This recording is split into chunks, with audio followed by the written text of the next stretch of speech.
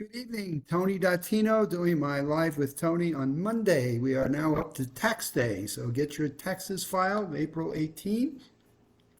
It's the weekend that they let us go to the Monday of the 18th for taxes. So get your filings done and hopefully you got some money coming back to you and you're not owing. But in any case, the Sunday newspaper yesterday, they had this really terrific section that really I found very, very helpful and very useful.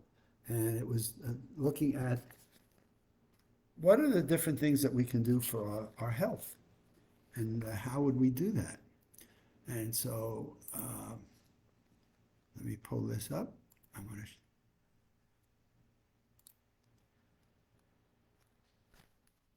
share with you what they had. Here we go. What we can do is exercise, we can eat well, and we can sleep well. So these are some of the things we've been talking about are the 6 keys to our brain health. And that is, what are some of the things that we can do to maintain, we call them the 6 keys to brain fitness. What are some of the things? So I'm just going to focus tonight on the ones for exercising because I found this to be really important and how it ties into a whole variety of things.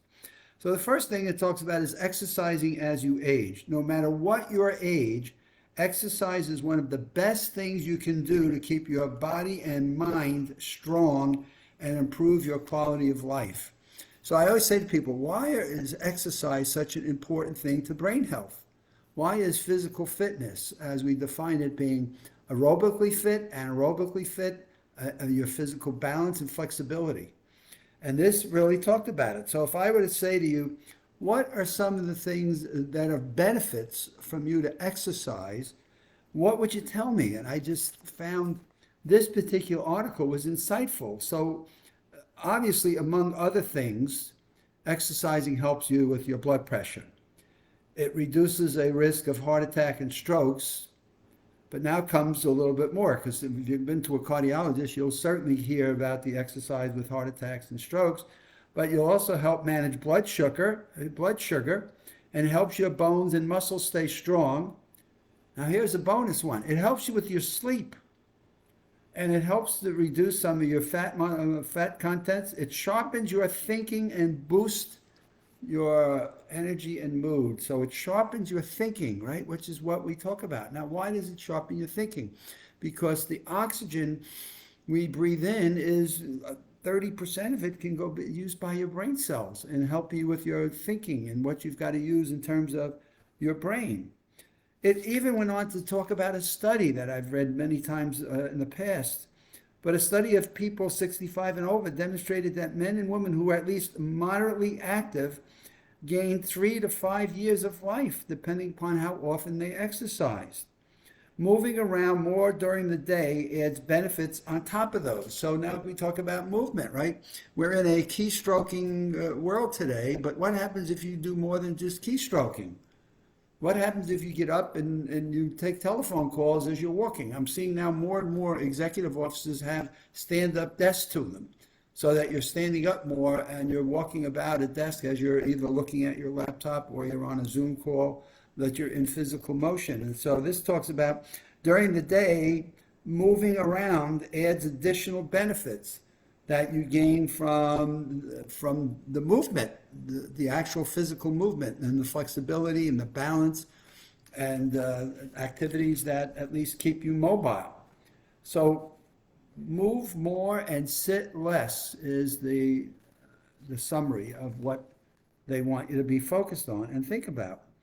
So now, why does prolonged seating? Now, this was interesting. Why, if we continue to prolong seating, right? We're working at our terminals all day long, our computer systems, or we're on our iPhones, or whatever we're doing.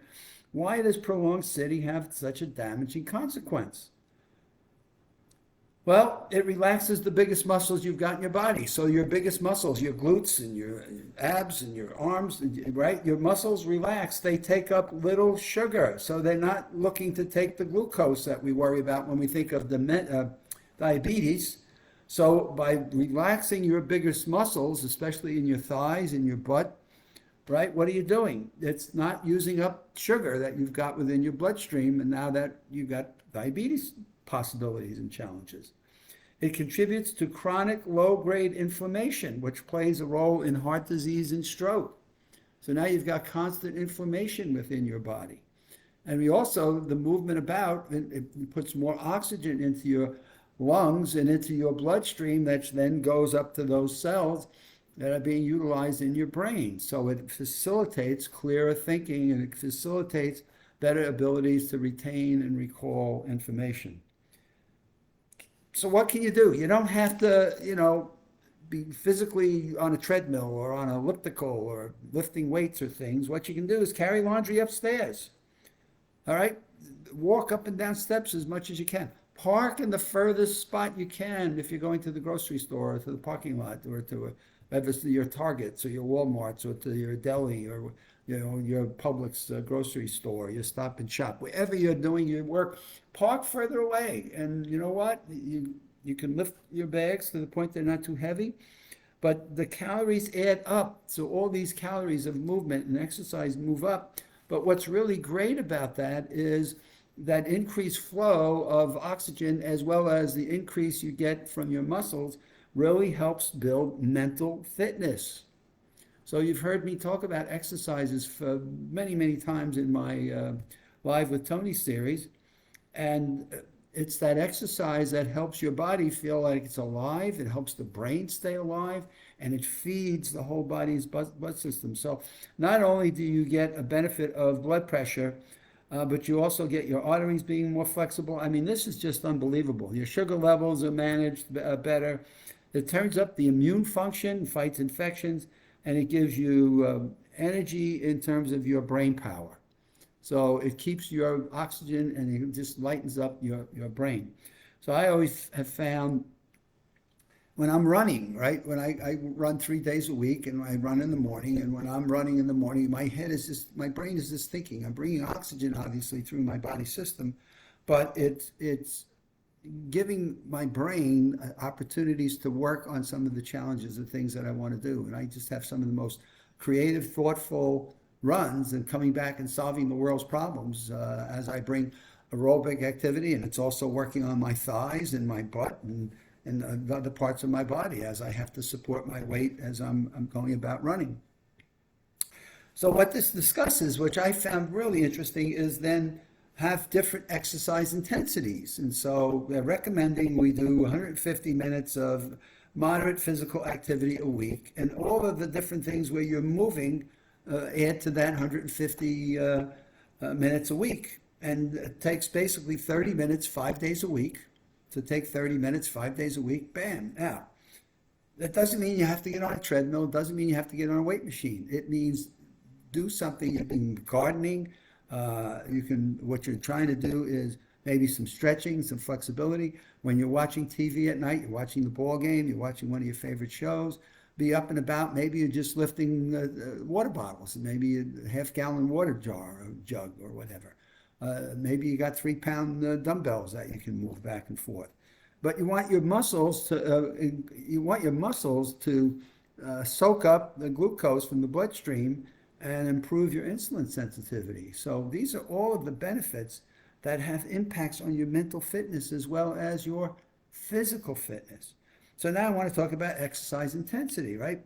Light to easy, you warm up, but you're not sweating. You can breathe easily, and you can talk. You can actually even maybe sing as you're doing your exercise, and that's light to easy. Light to moderate, right? What are they talking about? What they'd like you to do is moderate physical activity a week. So moderate. You're working, you're huffing and puffing, you're doing some sweating, and if you're in Florida right now, you're doing a lot of sweating with almost anything you do outside, and you can talk in short sentences, but you're being able to concentrate a little bit more on what you're physically doing. And so that's your moderate, and that's what you're trying to accomplish. You want to do 150 minutes of exercise where you're working, you're doing a little huffing and puffing, you're certainly doing some sweating, and your sentence structures are a little bit shorter. If you want to get really crazy, you can go to vigorous. And you're working hard, you're almost out of gas. Boy, that was where I was this morning in my thing. You're breathing a lot harder, and you're sweating, and you can barely talk to anyone. And when I go run on my 3 days a week and I'm doing vigorous exercise, there is nobody I want to talk to. I'm just running, huffing, puffing, sweating as much. And it takes me about 5 minutes after I'm done to walk it off. So one of the things I learned from a therapist is you walk it off. Do not stop running and then go run right in and sit down. Walk, take about 5 minutes and just walk it off. And all of the benefits of doing this work are just amazing. If what you want to live, as they said here, 3 to 5 years longer. And even if you're over 65 years old, this to me is important. I want to see what science is discovering and want to be around to continue to reap the benefits of what our life is about and what research is showing us today. I will pick up another one of the topics on my Wednesday broadcast. So have a wonderful week. We are off and going into the third week of April, tax time, and we'll see you on Wednesday.